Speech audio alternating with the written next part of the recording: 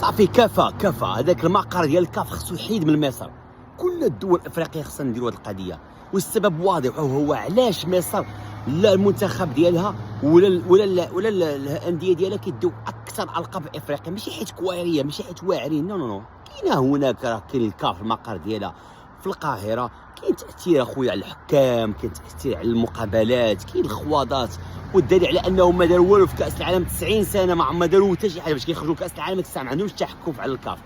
ولكن في افريقيا دايرين ما بغاو، وهذا خاصنا جميع الفروق الافريقيه، يعني كل شيء يناضل خاصنا نحولوا خويا لاثيوبيا. عطيه اثيوبيا اي بلد محايد، حيدوا من شمال افريقيا اون جينيرال وسيرتو مصر استفدت بزاف من يعني بزاف د الالقاب. تما نقدر نقول كانت 90% ديال الالقاب ديالها ما كتستاهلوا، والدليل على انها فاش كتمشي للخارج ما كدير والو، جمع طويل.